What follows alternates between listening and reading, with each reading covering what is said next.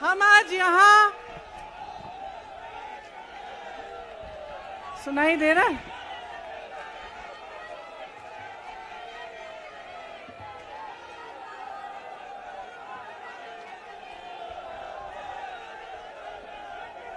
सुनिए,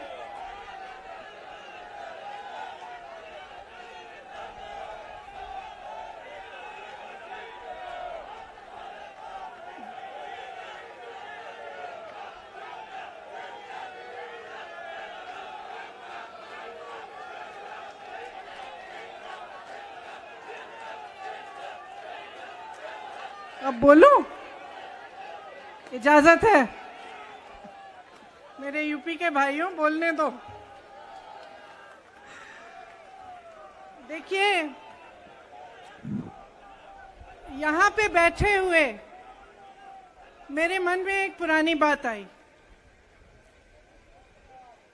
32 साल पुरानी बात है। मई 1991 की बात है।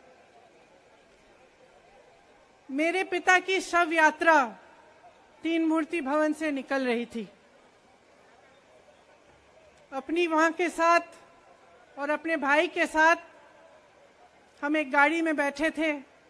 सामने भारतीय सेना की एक ट्रक थी, फूलों से लदी हुई थी। उसके ऊपर मेरे पिताजी का शव था। थोड़ी देर काफिला चला, 5-10 मिनट चला। फिर राहुल कहने लगे मैं उतरना चाहता हूं। तो मां ने मना किया। उस समय सुरक्षा का भी बहुत वो था, तो मां ने कहा नहीं, तुम उतर नहीं सकते। राहुल ने जिद की, नहीं मैं उतरूंगा। मैंने मां से कहा मां उतरने दो। राहुल गाड़ी से उतरा। उस सेना की ट्रक के पीछे खड़ा होके चलने लगा और तीन मूर्ति से लेके कड़ी धूप में अपने पिता के जनाजे के पीछे पीछे पैदल चलते चलते चलते चलते यहां पहुंचा। इस जगह से कुछ 400-500 गज दूर यहां पर मेरे शहीद पिता के अंतिम संस्कार मेरे भाई ने किए।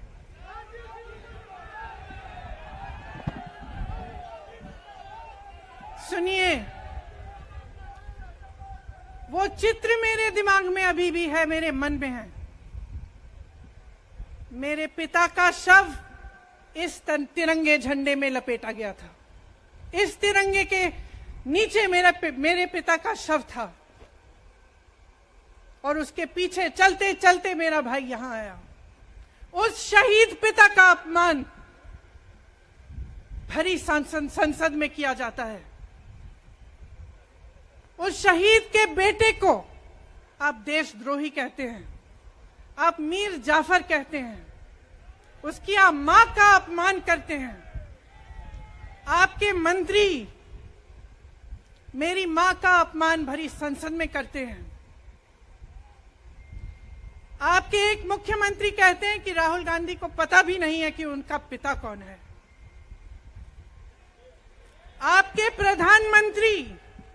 आपके प्रधानमंत्री भरी संसद में खड़े होकर कहते हैं कि ये परिवार नेहरू नाम को इस्तेमाल क्यों नहीं करता। पूरे परिवार का अपमान करते हैं। कश्मीरी पंडित समाज के रिवाज का अपमान करते हैं, जिसके तहत एक बेटा अपने बाप के मरने पर पगड़ी पहनता है, परिवार की परंपरा को आगे बढ़ाता है। लेकिन आप पर कोई मुकदमा नहीं होता, आपको 2 साल की कोई सजा नहीं मिलती, आपको जेल की सजा नहीं मिलती, आपको संसद से कोई बाहर नहीं निकालता, आपको मना नहीं करता कि 8 सालों के लिए आप चुनाव नहीं लड़ सकते। क्यों? मैं पूछना चाहती हूं क्यों? आज तक हम चुप रहे हैं, हमारे परिवार का अपमान करते गए। मेरे भाई ने क्या कहा? संसद में वो मोदी जी के पास गए और उनसे गले लगे। मेरे भाई ने कहा, मैं आपसे नफरत नहीं करता हूं, मेरे दिल में आपके लिए कोई नफरत नहीं है, हमारी विचारधारा अलग है, लेकिन हमारी नफरत की विचारधारा नहीं है। तो मैं पूछना चाहती हूं, एक आदमी का कितना अपमान करोगे, कितना अपमान करोगे? क्या यही है इस देश की परंपरा? आप परिवारवादी कहते हैं, तो भगवान राम कौन थे? भगवान राम को वनवास में भेजा गया, उन्होंने अपने परिवार, अपनी धरती के प्रति अपना धर्म निभाया। क्या भगवान राम परिवारवादी थे? क्या पांडव परिवारवादी थे कि वो अपने परिवार की संस्कारों के लिए लड़े? और हमें क्या शर्म आनी चाहिए कि हमारे परिवार के सदस्य शहीद हुए इस देश के लिए, कि इस झंडे में उनका खून है, इस धरती में उनका खून है, इस देश के लोकतंत्र को मेरे परिवार के खून ने सींचा है। और जो सोचता है कि हमें अपमानित करके हमें डराएंगे, हमें धमकाएंगे, जो सोचता है कि तमाम एजेंसियों को लगाकर हम पे छापे मारकर हमसे कुछ भी कर ले, हमको हमें डराएंगे, वो गलत सोचते हैं। हम डरने वाले नहीं हैं। हम और मजबूती से लड़ेंगे। हम इस देश के लोकतंत्र के लिए कुछ भी करने के लिए तैयार हैं। इस देश के लोकतंत्र को, इसकी नींव कांग्रेस पार्टी के महान महापुरुषों ने डाली है। कांग्रेस पार्टी लड़ी इस देश की आजादी के लिए, और आज भी इस देश की आजादी के लिए ही लड़ रही है।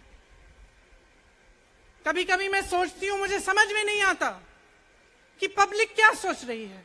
क्या देख नहीं रही है क्या हो रहा है? क्या आपको दिख नहीं रहा है कि आपकी सारी संपत्ति लूटी जा रही है, एक आदमी को दी जा रही है, गिने चुने उद्योगपतियों को सब कुछ दिया जा रहा है? किसकी संपत्ति है? ये राहुल गांधी की संपत्ति है, ये आपकी संपत्ति है। ये पीएसयू किसके हैं? किसके लिए बनाए गए? आपके लिए बनाए गए, जो ऐसे एक के बाद एक इनको बेचे जा रहे हैं, दिए जा रहे हैं। इसी से तो आपका रोजगार आता है। छोटे उद्योगों से, छोटे व्यापारियों से आपका रोजगार आता है। किसी बड़े अडानी से नहीं आता। रोजगार नहीं देते, छीनते हैं आपका रोजगार। तो आप समझ क्यों नहीं पा रहे हैं? आप गैस के सिलेंडर के लिए 1000 रुपए दे रहे हैं, और यहां आपकी सारी संपत्ति किसी को सौंपी जा रही है। राहुल गांधी जी ने क्या कहा? अरे कौन सा इतना बड़ा जुल्म कर लिया कि आपसे 2 सवाल पूछ लिए, जवाब नहीं दे पाए ना, घबरा गए। और जो अहंकारी होते हैं, तानाशाह होते हैं, क्या करते हैं? जब सवालों का जवाब नहीं दे पाते तो पूरी सत्ता को लेकर जनता को दबाने की कोशिश करते हैं। जो सवाल उठाता है उसको दबाने की कोशिश करते हैं। आपने कभी सोचा है, आंखें खोलिए, आपने कभी सोचा है कि ये पूरी सरकार, ये सारे मंत्री, ये सारे सांसद एक आदमी को बचाने की क्यों इतनी कोशिश कर रहे हैं? इस अडानी में है क्या कि इसको आप सारी संपत्ति दे रहे हो देश की? 20 हजारों करोड़ शेल कंपनियों में इनके हैं, और आप इन पे इंक्वायरी नहीं कर सकते। ये अडानी है कौन कि आप सब उनका नाम उठते ही बौखला जाते हैं और उनको बचाने में लग जाते हैं? देखिए, आप इस देश के देशवासी हैं, ये देश आपका है, ये लड़ाई आपकी है। आज तमाम नौजवान बेरोजगार क्यों हैं?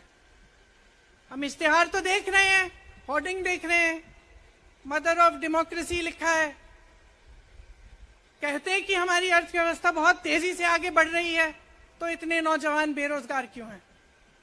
तो जहां जहां हम जाते हैं बेरोजगार नौजवान क्यों दिखते हैं? इतनी महंगाई क्यों है? इतनी महंगाई क्यों है? क्या आप इतने बड़े काम कर सकते हो लेकिन एक गैस सिलेंडर का दाम कम नहीं कर सकते? आप छोटे व्यापारियों की मदद नहीं कर सकते? आप रोजगार नहीं बनवा सकते? तो फिर आपकी सरकार किस काम की है? लोगों को दबाने के लिए है या अडानी जी को आगे बढ़ाने के लिए है? तो आज ये समय आ गया है कि हमें गंभीरता से सोचना पड़ेगा। ये सरकार पूरी कोशिश करती है कि आपका ध्यान भटकाया जाए। अब आप सोचिए, कन्याकुमारी से कश्मीर तक एक आदमी चला, उसके साथ लाखों लोग चले। क्या पैगाम लेके चला? किस लिए चला? उसके दिल में क्या भावना थी कि लाखों लोग देश भर से उससे जुड़ के चले? समता, एकता की भावना थी। आज आपके सारी मीडिया, आपके सारे मंत्री, आपके सारे सांसद, आपके सारे कार्यकर्ता कह रहे हैं कि राहुल जी ने विदेश जाकर देश का अपमान किया, राहुल जी ने एक वर्ग का अपमान किया। क्या एक आदमी जो कन्याकुमारी से लेकर 5000 किलोमीटर कश्मीर तक चल के ये रोज रोज कहता है कि इस देश को एक होना चाहिए, सबको समान दृष्टि से देखना चाहिए, क्या ये आदमी देश का अपमान कर सकता है? क्या ये आदमी एक वर्ग का अपमान कर सकता है? तो ये आदमी क्या कर रहा है? ये आपकी आवाज उठा रहा है। ये क्या कह रहा है? कह रहा है कि गरीबों को अपना हक दो, नौजवानों को अपना हक दो, महिलाओं को अपना हक दो। यही तो कह रहा है। और हक क्या है? हक ये है कि जो आपका है वो आपके हाथों में जाना चाहिए, किसी बड़े उद्योगपति के हाथ में नहीं, जो प्रधानमंत्री जी के मित्र हैं। ये है आपका हक। उसी हक की लड़ाई लड़ रहा है। तो आप समझिए, ये एक इंसान की बात नहीं है, ये एक राहुल गांधी की बात नहीं है, ये पूरे देश की बात है। जब हम कहते हैं लोकतंत्र को बचाना है, तो हम किस बात को बचाने की कह रहे हैं? क्या कह रहे हैं हम? लोकतंत्र क्या होता है? खुल के जवाब मांगो, सवाल उठाओ। यही तो लोकतंत्र है कि आपको कोई आपत्ति है, कोई समस्या है, आप किसी के पास जाकर अपना हक मांग सकते हैं। आप कह सकते हैं, भाई हमारे लिए ये क्यों नहीं किया, इतनी महंगाई क्यों है, हमारे लिए रोजगार क्यों नहीं बनाए। लेकिन आज यही हक आपसे छीना जा रहा है और आपका ध्यान इधर उधर भटकाया जाता है और इतनी चीजों को फैलाया जाता है जो सच नहीं है, झूठों को फैलाया जाता है। आप सोचिए, राहुल गांधी दुनिया के सबसे बड़े जो शिक्षा के संस्थान है वहां से पढ़ के आए हैं। हार्वर्ड और कैम्ब्रिज की उनकी डिग्री है। कैम्ब्रिज से उन्होंने इकोनॉमिक्स में मास्टर्स डिग्री, एमफिल डिग्री उनको मिली। आप उसको पप्पू बनाते हैं। पूरे देश भर में आपकी सहायता के साथ मेरे मीडिया के दोस्तों, डिग्री आपने देखी नहीं, सच्चाई आपने देखा नहीं, उनको पप्पू बना दिया। फिर पता चला कि ये पप्पू तो यात्रा में निकल आया और पता चला कि ये तो पप्पू है ही नहीं। इसके साथ तो लाखों लोग चल रहे हैं। ये ईमानदार भी है, ये सब बातों को समझता भी है, ये जनता के बीच जा रहा है, जनता की समस्याओं को सुन रहा है, तो जनता इसके साथ चली जा रही है। तो घबरा गए कि राहुल गांधी ने संसद में वो सवाल उठाए जिनका उनके पास जवाब नहीं है।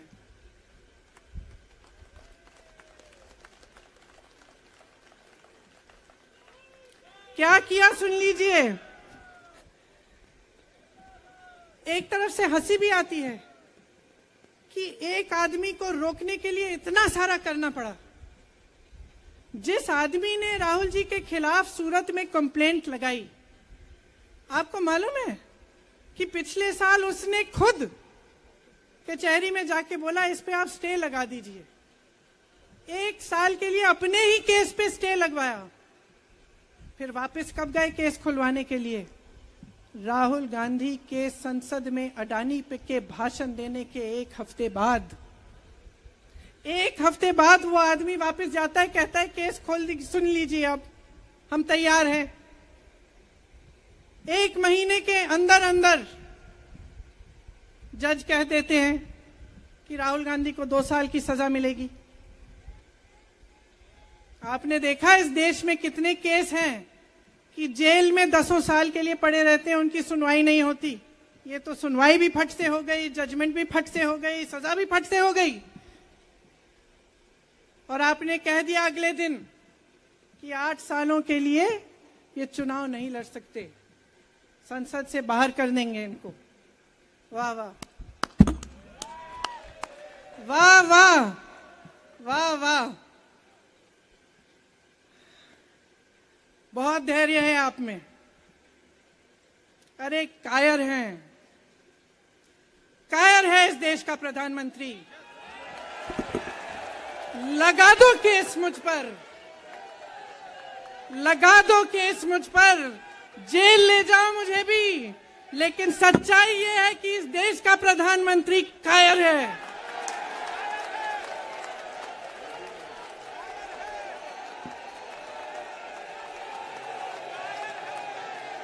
अपनी सत्ता के पीछे छुपा हुआ है, अहंकारी है। और इस देश की बहुत पुरानी परंपरा है, इस देश की बहुत पुरानी परंपरा है, हिंदू धर्म की पुरानी परंपरा है कि अहंकारी राजा को जनता जवाब देती है। और इस देश की बहुत पुरानी परंपरा है कि अहंकारी राजा को ये देश पहचानता है। मेरे परिवार ने मुझे एक चीज सिखाई है कि ये देश दिल से बोलता है और दिल से सुनता है। ये देश सच्चाई को पहचानता है। और मैं जानती हूं कि आज वो दिन है जब से सारा कुछ बदलने लगेगा।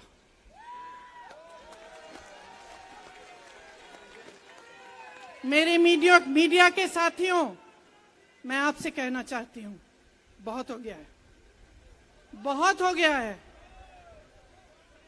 मैं जानती हूं आप पर कितना दबाव है। मैं जानती हूं कि आपको लाइन भेजी जाती है कि आज आपको ये कहना है, आज आपको ये लिखना है। लेकिन आपकी एक बहुत बड़ी जिम्मेदारी है। आज लोकतंत्र खतरे में है। अगर सरकार सवाल उठाने वाले को 8 सालों के लिए संसद से निकाल सकती है, अगर कह सकती है कि तुम्हें चुनाव लड़ने की ही इजाजत नहीं है, तो बहुत गड़बड़ है, बहुत गलत हो रहा है। और ये लोकतंत्र के लिए ठीक नहीं है, ये इस देश के लिए ठीक नहीं है। जब आप पत्रकार बने, शुरू में जब आप काम के लिए आए, तो आपके दिल में भी ये होगी बात कि देश के लिए मैं सच्चाई बोलूंगा, मैं सच्चाई बोलूंगी। आज आप बोल नहीं पा रहे हैं, हिम्मत करिए, खड़े हो जाइए आप भी। और जैसे खड़गे जी ने कहा कि तमाम पार्टियों ने आज अपनी आवाज उठाई है, उनका हम सब धन्यवाद देते हैं। और हम सबको एक होना पड़ेगा। इसलिए होना पड़ेगा क्योंकि आज ये देश खतरे में है। आज इस देश की सारी संपत्ति एक आदमी को सौंपी जा रही है और उस आदमी को बचाने के लिए पूरी सरकार खड़ी हो जाती है। बहुत गलत हो रहा है। अगर आज मेरे भाइयों और बहनों आप इसको पहचान नहीं पाएंगे तो इस देश को बहुत खतरे में डाल देंगे। इसीलिए यहां खड़े हुए महात्मा गांधी जी की समाधि के कुछ ही गज दूर खड़े हुए मैं आपको याद दिलाती हूं कि कितनों ने इस देश के लिए अपना खून बहाया है, कितनों ने इस देश की धरती, इस देश की आजादी के लिए अपना खून बहाया है। ये अफसर हैं यहाँ तैनात खड़े हैं, इसी तरह से इनके भाई सरहद पे खड़े होते हैं हमारे लिए, आज भी अपना खून बहा रहे हैं। क्या इसके लिए? क्या अडानी जी के लिए? कि अपने देश के किसान के लिए, अपने देश के गरीब के लिए, अपने देश के छोटे व्यापारियों के लिए, महिलाओं के लिए, अपने बच्चों के भविष्य के लिए हम सब अपनी जान देने के लिए तैयार हैं। तो मैं आपसे आग्रह करती हूं, मेरे देशवासियों, आंखें खोल लो, समय आ गया है, डरो मत। राहुल गांधी के शब्दों में डरो मत, इनका सामना करने का समय आ गया है। एकजुट हो जाओ, सामना करो, इस देश की सच्चाई को उभारो, इस देश की एकता को बनाए रखो और इस देश को आगे बढ़ाओ। जय हिंद, जय हिंद, जय हिंद।